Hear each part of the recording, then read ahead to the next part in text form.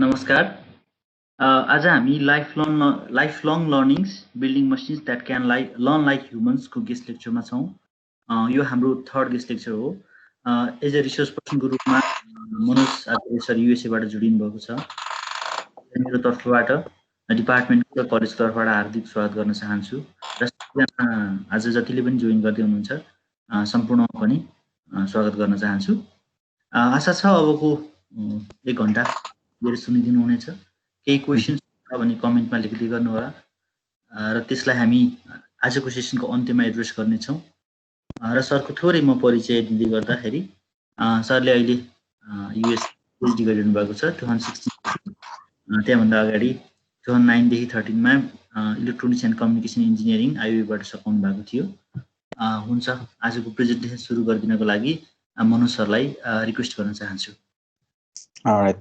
Thank you, Siva sir. As Siva sir said, today I'll be talking about lifelong learning, building machines that can learn like humans.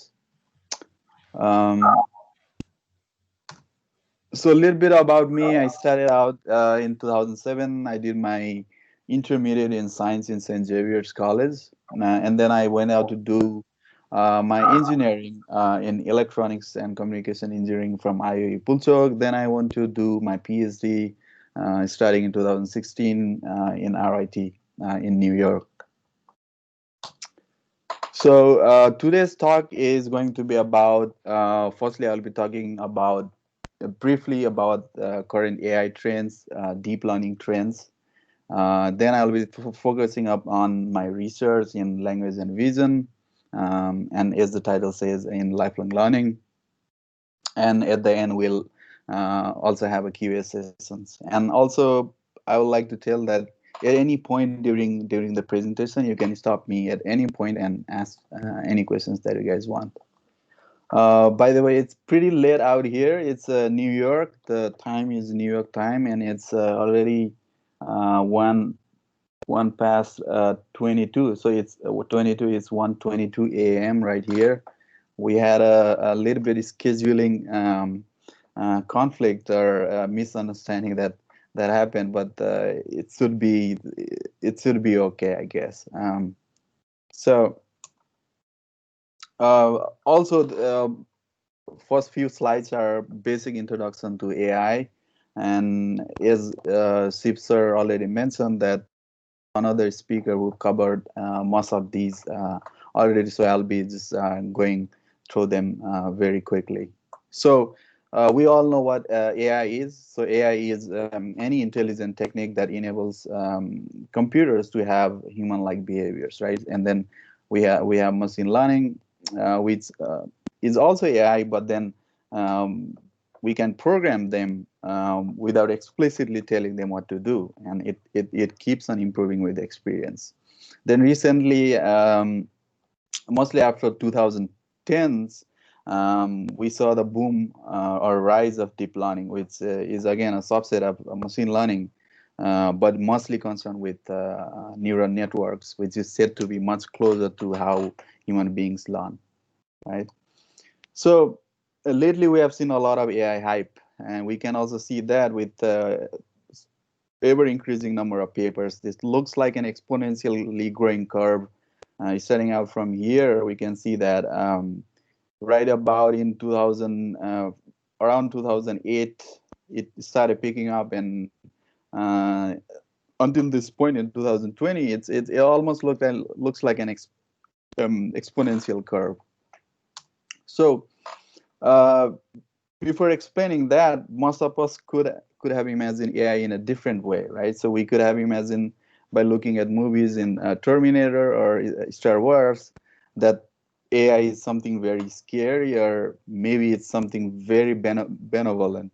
So none of it's true right now. So right now what's happening is that we have these AI systems or machine learning systems that can excel on very narrow range of tasks, such as like playing chess or Go or any other specific type of games, right? But something like classifying images into 1,000 categories. So they can do AI can do all these narrow range of tasks very good, very well. But then when we are seeing these robots in our movies, it's not the AI that we are talking about in the research right now. It's something called artificial general intelligence, and this term general means that it can perform any task like a human being can. So, but at this stage right now, AI is very, very, very far away from realization, right? So we're very far away from having AGI in our lives. So what is machine learning? Machine learning is a system that can improve their performance P at some task T with experience E over time. So this is the definition given by one of the very prominent researcher from Carnegie Mellon University, Tom Mitchell. And so it defines AI or a machine learning system in this way, right? So mostly when we are talking about machine learning systems, we talk about its performance such as accuracy, or mean average precision. That's their performance, right? And when you're talking about tasks, it could be classification.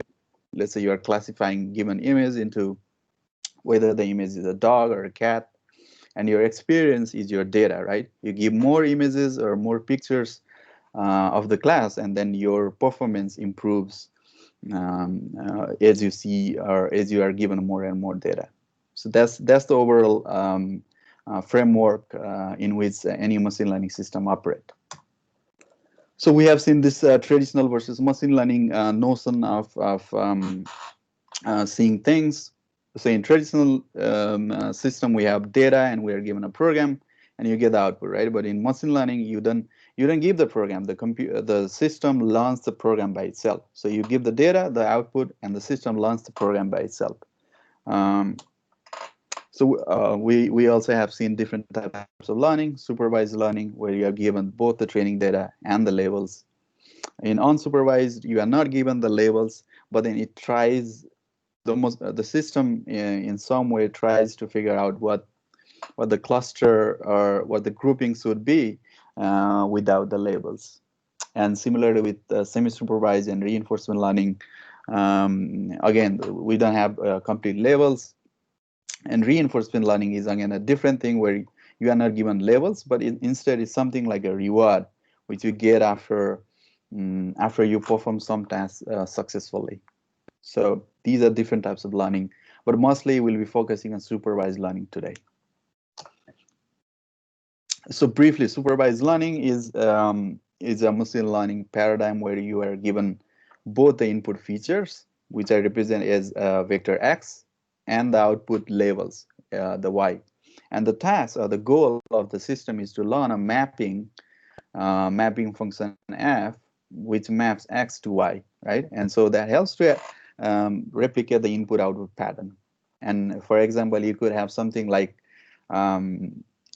let's say you have a bunch of houses and you want to predict, given the years, given you know how old is the house, you want to predict the price of that house. So your x could be the years, number of the age of the house, and your y is the price of the house. So this is a regression problem, and it's a supervised regression problem since you have x and y.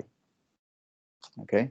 And so similarly, there is another supervised learning task or classification, where the goal, the y, instead of being a continuous value, you have these discrete values, right? So let's say x, your x is an image, and you're trying to classify it into one of 100 different flower species, right? And one of those flower species could be marigold, sunflower, or whatever. So this is a classification task, and it's a supervised classification task because we have both x and y. Okay. And so right now, currently we have seen, or we have heard about CNNs, or people call it deep learning, and they are the most successful methods for doing classification. Okay, so deep learning, what is deep learning? Deep learning is just rebranded neural networks, right? So if you heard about neural networks, we have mostly seen this, but in deep learning, it goes much more deeper. So deep learning allows to train much more deeper neural networks. And also we have something like stochastic gradient descent, which helps to search for the solution space, which minimizes the error. And so error is your target minus prediction, and your target is, as in for classification, your target is that image has this level y, right? So if you don't meet the target, then you get some error. And then when you plot this error with respect to the parameters of your model, you get something like this. It's called a loss surface. And when you're searching for a solution, you're trying to find the gradient of the error with respect to the parameters, right? And then whatever parameter gives you the lowest error value, that's your model. That's your and that's called training a model. What you're trying to do is over numbers of iteration, you are trying to find the solution that gives you the lowest error. Again, I have to tell you, you can stop me at any point and ask me any questions. Okay, so the difference between traditional machine learning and deep learning is that previously we used to handcraft these features. So what we used to do is, for example, if you're classifying image into different flower species, then you used to make these features, write a program to get these features, and then do something on that features, right? But with deep learning, what you do is you do not do this intermediate step. You just feed this image into your neural network model, and then you just get the output, whether it's a flower or a different type of cars or anything. And so that's for reason, and similar for speech and natural language processing. So the turning point for deep learning came in around 2012-13. So we had a data set called ImageNet 1K. 1K because it has 100 categories, and the task was to classify, given an image, you have to classify the image into 1,000 categories. So this is a huge data set which has about 1.4 million images. So people tried different methods before 2012. And these were mostly about feature engineering, trying to design or handcraft different types of features and try to see which works best, right? But then right around in 2012, CNN came in, and then we saw this huge dramatic reduction of error, right? And this is what people call is the point, the golden era for deep learning. And then after that, the rest is history. We see people creating newer and newer, better model, efficient, more and more efficient models. So this is the ImageNet 1K challenge that allowed us to know the power of deep learning. So one of the most prominent, the first deep learning architecture, as they call it, is called AlexNet, developed by these three guys, Kurchevsky, Soskevir, and Hinton. If you have heard about the name, then these guys won the ImageNet challenge in 2012, and their network is called AlexNet. So it looks something like this. It's a complex and deep hierarchical arrangement of neural nets, and at the end you get this classification you get the classification of the images into 1,000 categories. And so what it learns internally, what does this model learn is something like this. So if you have learned about human vision, then in our brain, what people have found, what neuroscientists have found, is there are like specific parts of the brain or components, cells in the brain, which are receptive to edges and changing in the lighting and boundaries, borders, or even like color distinctions. And similar to the human brain, they found that these models, deep models, also learn something like this inside them.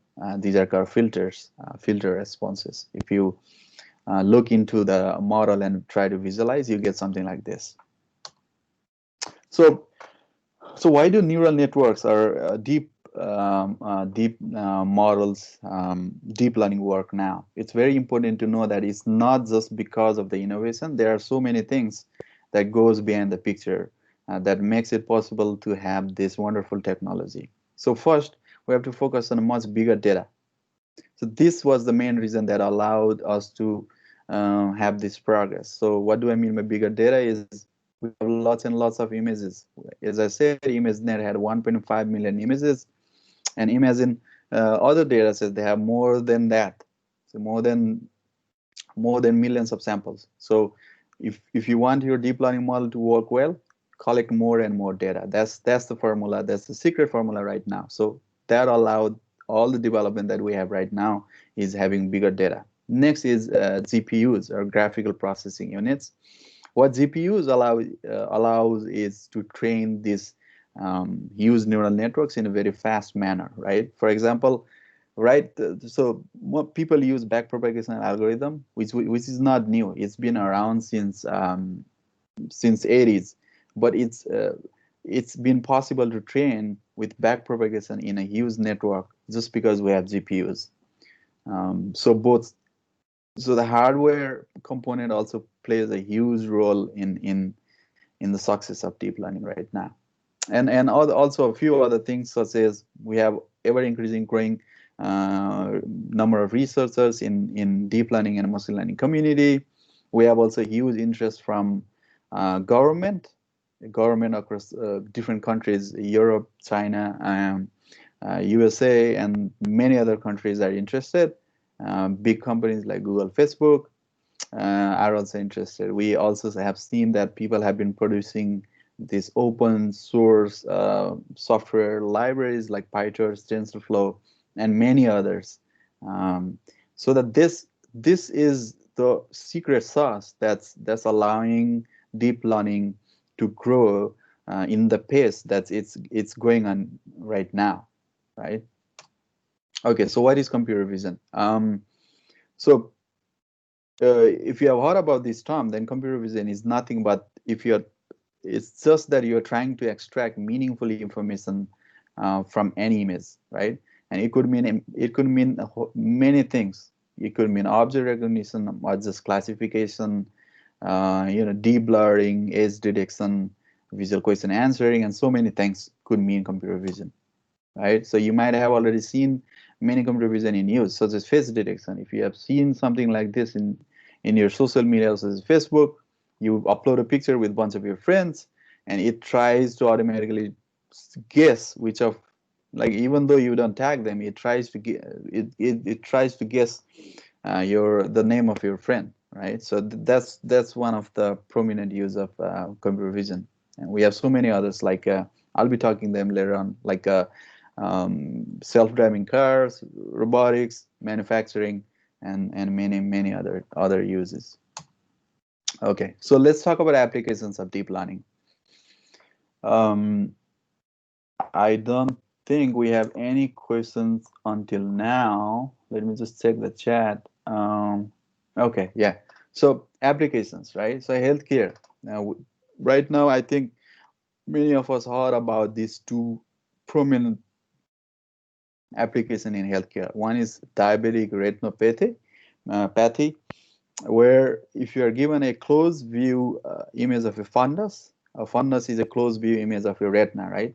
And then what you are trying to detect is whether this person has something called diabetic retinopathy, where you have some sort of degeneration in your retina, and it may cause blindness in people. So you are given this image, and your system should say whether this person has this disease or not, right? So how they do it, it's actually there's some sort of signature in the image, is like, they are the veins we are popping out, and then if you have a good computer vision system, then it will detect it, right? So that's one use. The second use is cancer detection from histopathology slides. It's a huge potential right now. I have seen companies which invest over like millions of dollars, and it's there are like so many competitors in this business. So what you do here basically is you have this slide, and this huge slide, and what happens usually is that you have a doctor, and the doctor uses a microscope and looks around all over the slide, right? All over the tissues.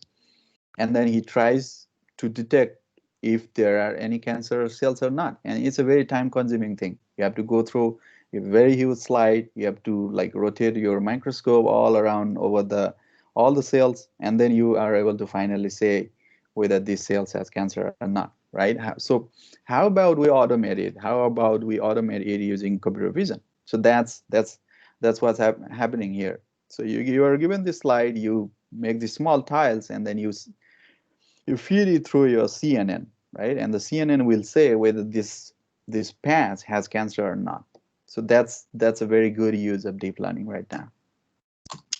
And so similarly, so you might have some heard of something called generative adversarial network. So what these are, this is also a deep learning based approach where you can generate about, so you're given a training samples of images. Now what you do is if you train on those images, and you can say after you train, generate me something completely new image, right? So you train on these faces of celebrities, and then now you can later ask it's generate me a new celebrity face which nobody has seen before. So it's that person will not exist, but it has an ability to make this face, right? So something like this. So they tried this on a painting, and it's a funny story that this painting sold for $432,000.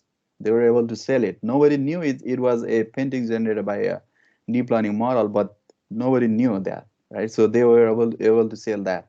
And another story was that it's called a girl with a red balloon. This was also a GAN generated image, and they sold it for around like $1.4 million, and then immediately after it was auctioned, they shredded it. And there was a huge debate about what's going on. People were freaking out, but the thing they were trying to show is that we were, algorithms are so close to generating so realistic images, right? And so here the main author of GAN, Ian Goodfellow, shows the progress in 3 or 4 years, right? This was the first image they could generate. Right now, this is 2017. This was back 2 years, 3 years ago. But then look at how realistic it is.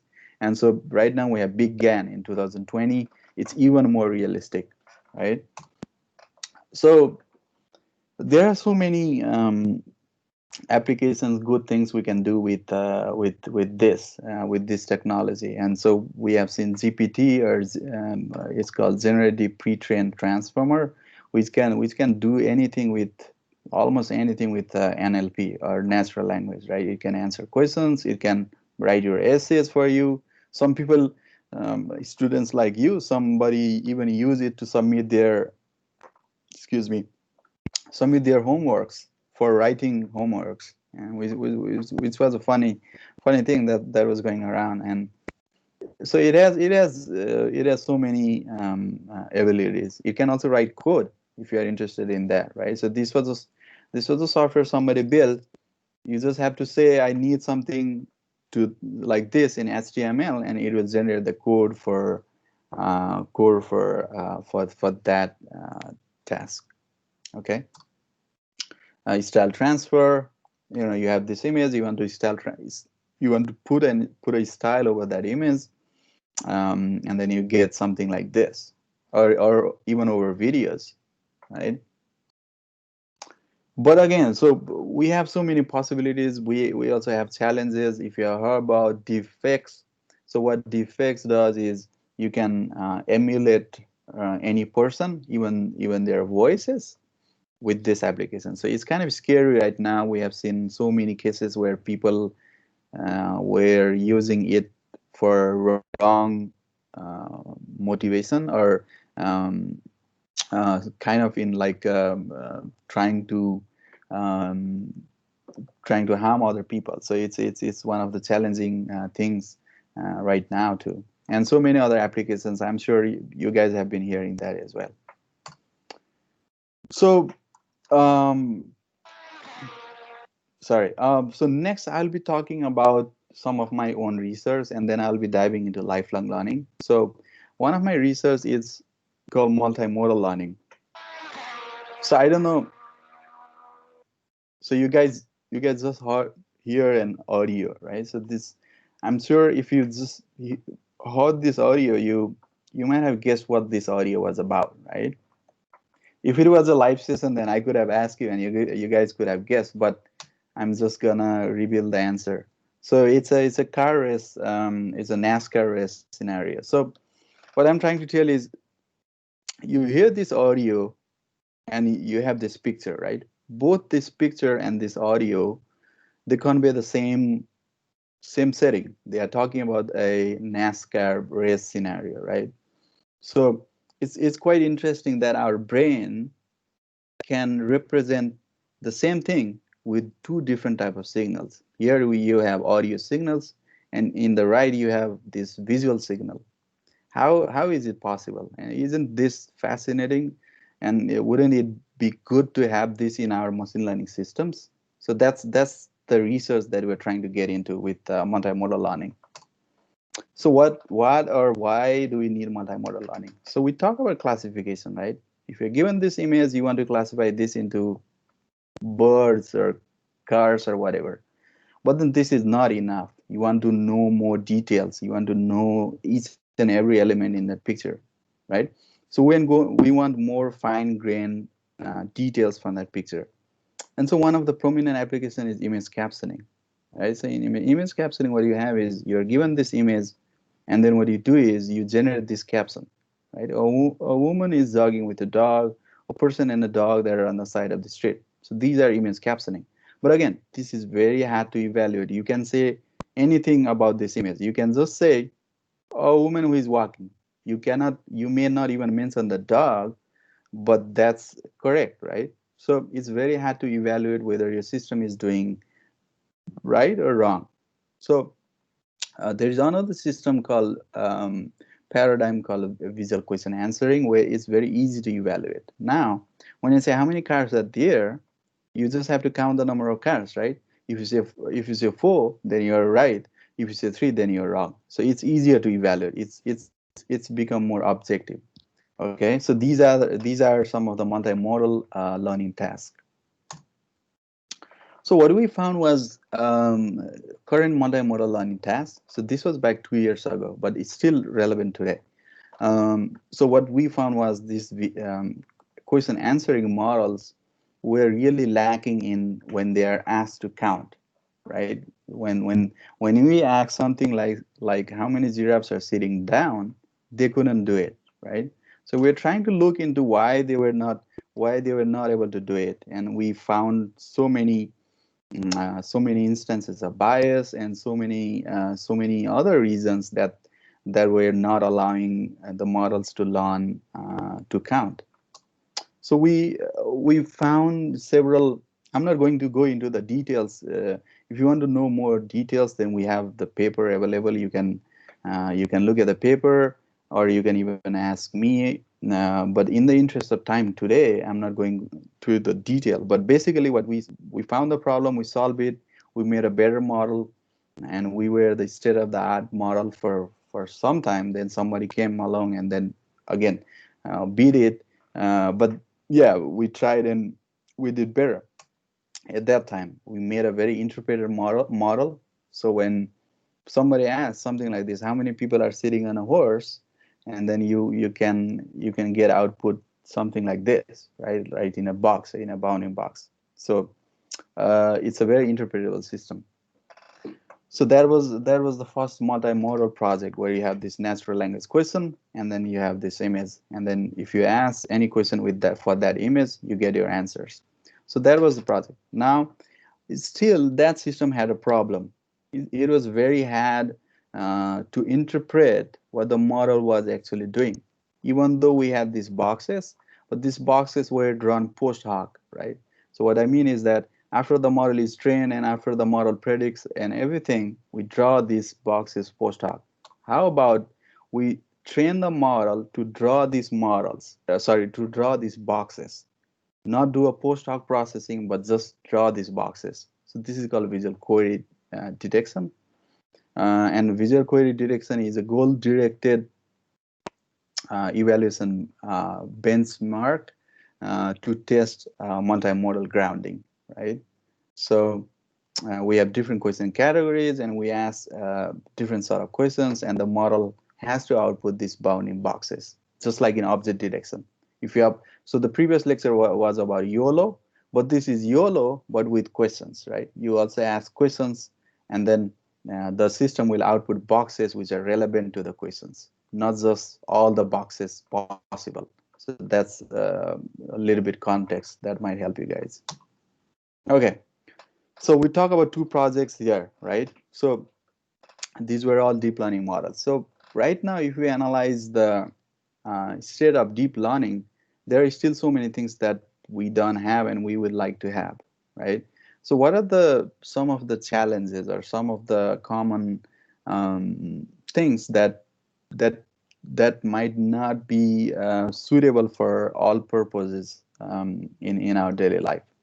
The first is they cannot learn new instances immediately. What I mean is that you have to train your model on that data set for multiple epochs, right? You keep training and training and training and training, and then at the end you will get your trained model, which is very inefficient, right? What if you need your predictions to be instant, right? So that the deep learning models is not able to do that right now at this state, right? So it needs multiple loops over the data set. And when you are doing the sequential learning, let's say you learn about flowers, right? Now you want to you had your deep learning model, you train it to recognize different flower species. Now what you want is you want to take the same model and ask it to recognize different species of a cats. So what happens if you do this sequential learning is something called catastrophic forgetting.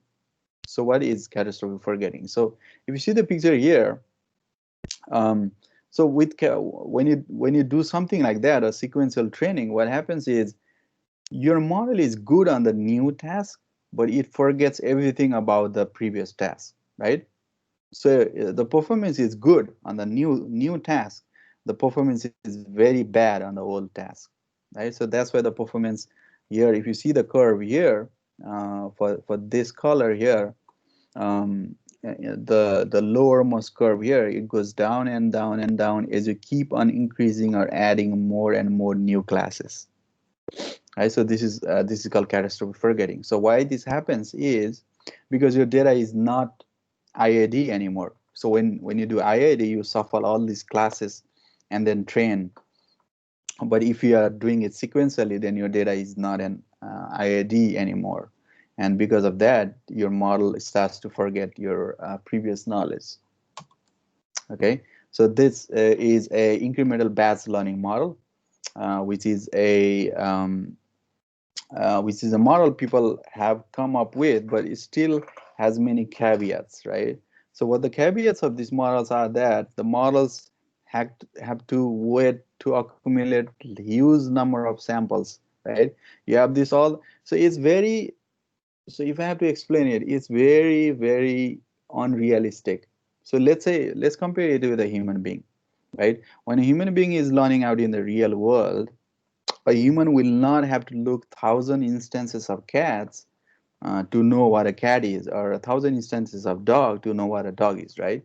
The human will look at 3 or 4 pictures, and then if you show the cat in the next step, it will know a cat. And if you show the dog, it will not forget about the cat, right? So that's what we want. But deep learning model cannot do that right now. So for that, we introduced a new model called rodeo, which is very playfully. Rodeo is is a sport that people in US do, um, and so it's a replay for online object detection. We focus it on object detection, but people have done it for classification, or segmentation and many other tasks. And we focus it just object detection. Um, so here we talk about streaming learning. So just a conventional batched deep learning is not going to work. We need a streaming version of deep learning or streaming online learning, right?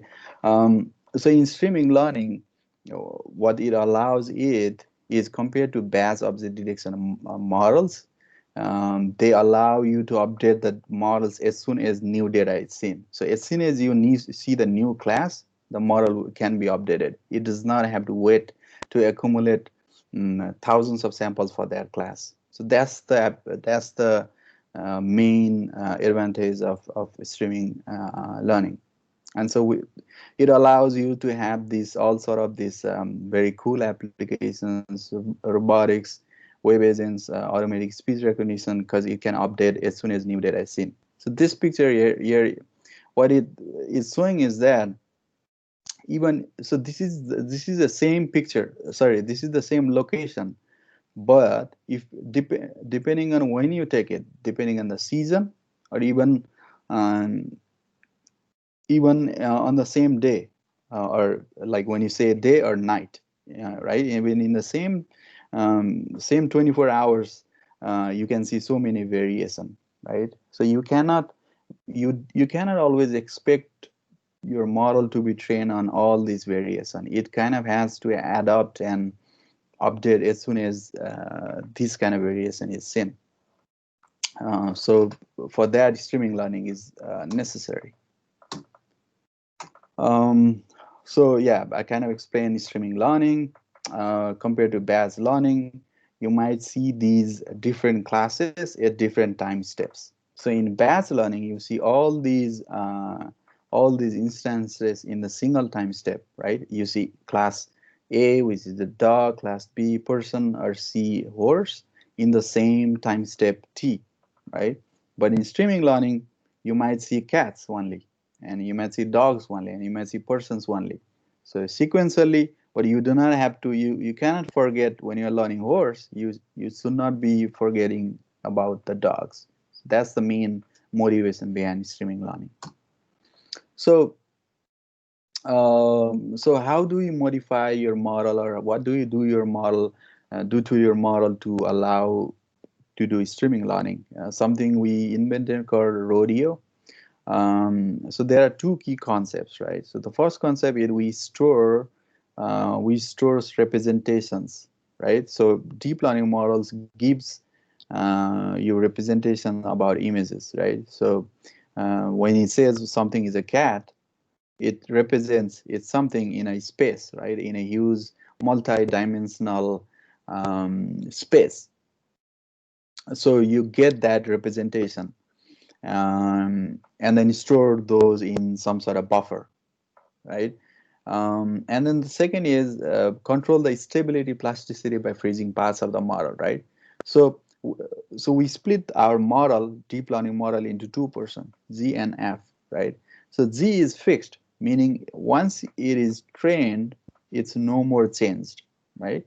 And only a certain portion of that is trained as you are seeing more and more newer images. So this is both of these concepts is not a random concept. It's a concept that's been studied and that has been inspired by human brain, or mammalian brain. So mammalian brain has this sort of notion where we have these core representations. Let's say for any task, let's say if you are jumping or if you are running, or playing soccer or anything, you have this core task. You know how to move your limbs, you know how to move your hands, you know the notion of if you kick a ball, then it will go to some sort of distance. So you know this physics, and you know how to interact with the world with the knowledge of this physics or physical model, right? So these are your core representations.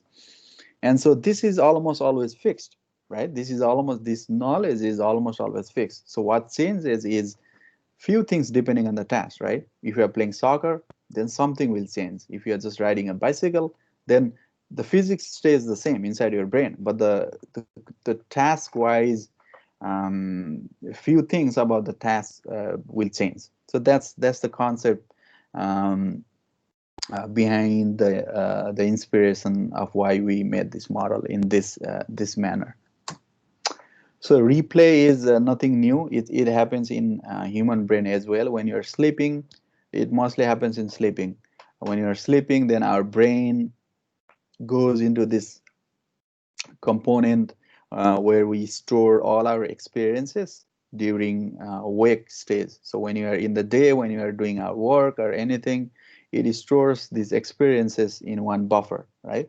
So what during sleep, it will just activate or get things from that buffer and then train your brain, right? That's how you remember things over the long periods of time, right? So that's basically that's what replay does. We have a buffer, and then we train, we mix, we get things from the buffer, and we mix it with new samples, and then we train our model iteratively. And that's why our model does not forget as bad as other models. Okay, some experimental results. Again, we tested on two data sets, object detection data set. What we found was, so if you see here, this is something called catastrophic forgetting, right? It's good here, it's good here, but then once you immediately add new classes, the performance drops drastically, right? So, but then our model rodeo in the red curve, it does not do that, right? It is pretty much stable. So this is one object detection data set called Coco. Similar other data set called VOC, same pattern. And in this data set, we also compared against a state of the art method before ours. And we also beat that method. So this is the green curve here, and our curve, our model rodeo here, we also beat that method. So we are the state of the art. We are the best model for this data set. Um, so this is something I want to talk about lifelong learning. There are so many other elements. If you guys are interested, we can talk about them in the future. But some cool applications with lifelong learning is something called unsupervised object discovery.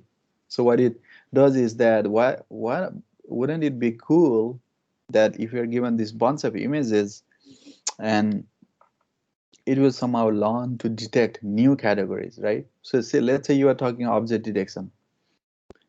Your model knows how to separate cats and dogs, right? But then all of a sudden it sees a car. Now it needs to, without anybody labeling that it is a car, how can we train a model to say this is a new object, and even try to get labels, even try to predict labels for that new category. So that's called unsupervised object discovery, and that's something interesting, right? Because we human beings, we, like our parents or teachers, they teach us few things, but then after that we also can learn things on our own, right?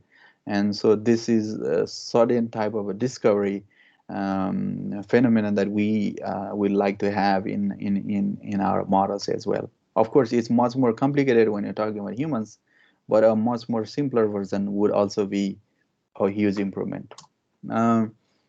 um, there is a very cool work that's been recently published in one of the top conferences called Unsupervised Object Discovery from videos. So in this, the robot will collect its own data.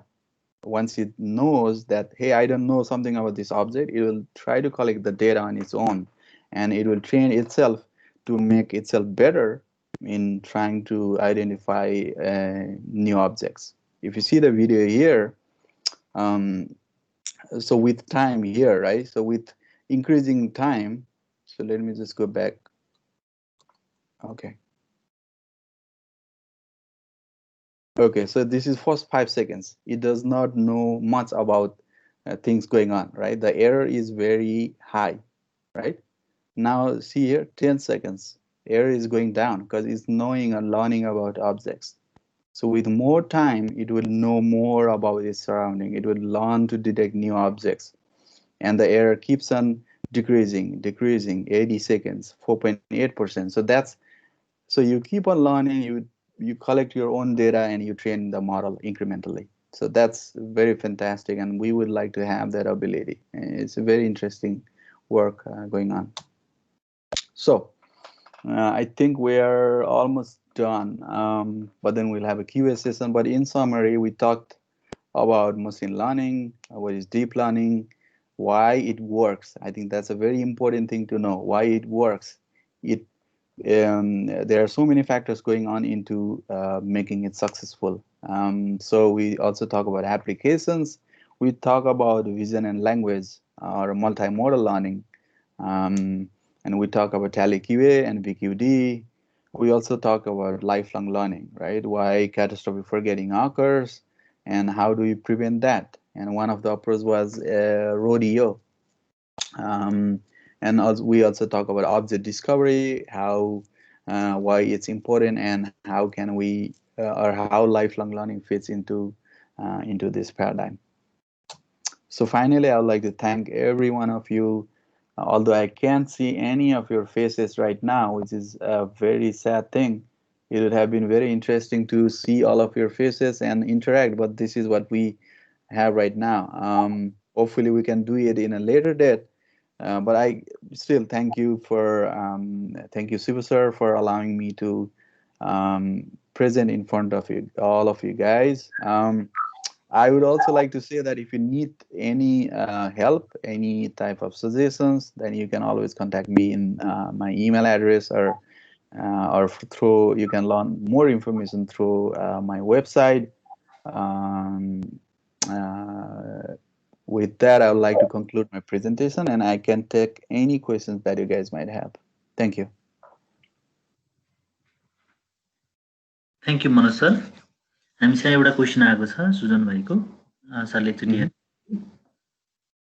Can you give us some insight in the work you are doing as a research student? Um, yeah, so these are mostly the two works that I talk about. Those are my work. So um, all of so these are my work. Um, for example, this so the Tally QA is our model. This is our work. VQD is our work. So yeah, so I mostly work with multimodal learning where you have something like this, right? So you have it's a fusion between computer vision and natural language processing. You ask these questions and you have these images and you somehow get the knowledge from these both sources and try to fuse it and try to get more information out of these different signals. And something that naturally goes on with this is lifelong learning, where you are trying to so this is the work with the lifelong learning. We're trying to learn over the time without forgetting previous knowledge. So my overall goal as a research student is to build a system which can learn through not just through images but with language, maybe with audio, um, and keep on learning, right? Keep on learning, keep on discovering new things, new classes, new knowledge, and then don't forget the old knowledge. And I think that would be the overall goal of my research. And there are different components that goes in to make that happen. Yeah. अरू केही question छ भने सोध्नु होला है, सबैजनाले सोध्नुहुन्छ।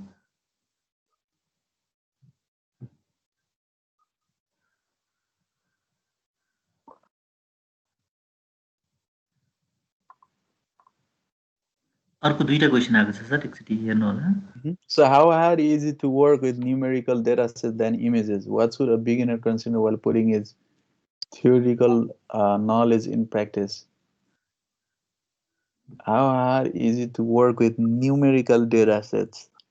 So ultimately, everything is a number. So if you're talking about even images, image is also a matrix of numbers, right?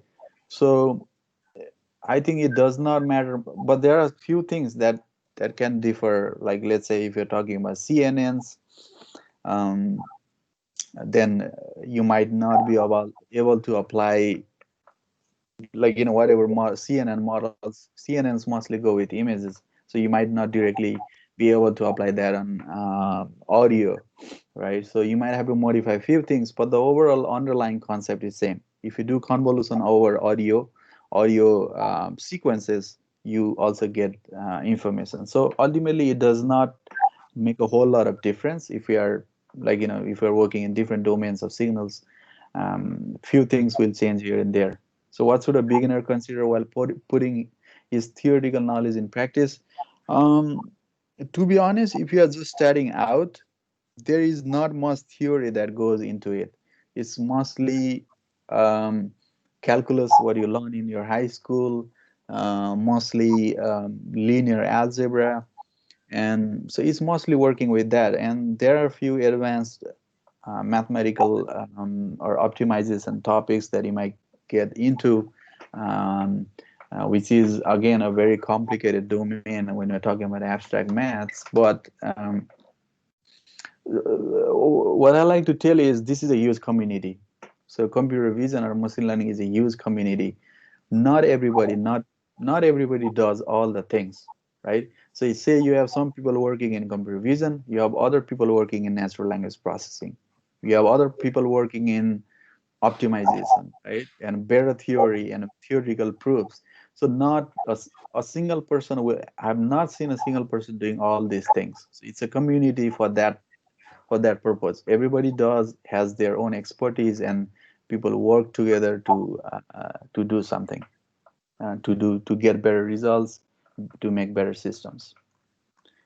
Okay, the next question: is VQD applied only on a just a single image? Can it be applied on a sequence of images? Can it give more information about VQD?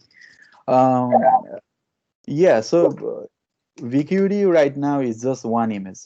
But VQD like system, people have already built that, or they're still trying to make a better system where they can apply it to videos, right?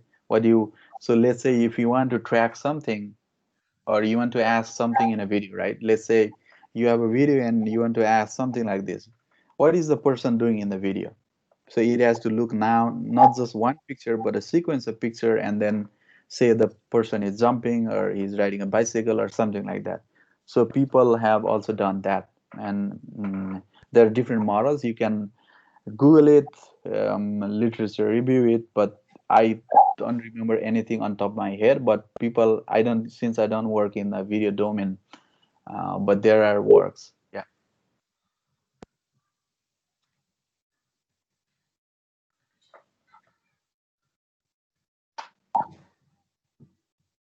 अरू केही question छ कि? यदि question छैन भने आजलाई हामी अब इन्डतिर लाग्दैछौँ।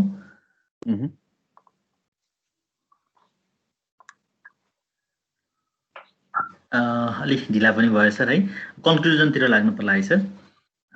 व्यस्तताको बावजुद पनि सरले आफ्नो एकदम भ्यालुएबल टाइम दिएर आजको गेस्ट लेक्चरलाई फ्रुटफुल बनाइदिनु भएकोमा म सरलाई धेरै धेरै धन्यवाद। र आज प्रोग्राममा पार्टिसिपेट हुनुभएको सर, म्याडम, भाइ बहिनी लगायत सम्पूर्णलाई पनि धेरै धेरै धन्यवाद। सरको पर्मिसन सहित हामीले यो आजको स्लाइड र रेकर्डेड भिडियो चाहिँ तपाईँहरूलाई यही टिम मार्फत अभाइलेबल गराउनेछौँ। आज अन्त्यसम्म बसिदिनु भएकोमा सबैलाई धन्यवाद, स्पेसली मनोज सरलाई धेरै धेरै धन्यवाद है sir. Hunsa. Thank you, Siva sir, for giving me this opportunity, and thank you all the students. Hopefully, you get something out of this, because my aim is to at least get people working in this field, or at least get interested, think about research, or further studies or anything. So hopefully this got people curious, and think about how things are done in this domain. That would be a thing of extreme pleasure for me if you guys are interested in this. And if you guys want to talk, again, I have the contact details, and we can chat anytime you guys want. हुन्छ, thank you अल। आजलाई यति। Okay. By by sir. Bye.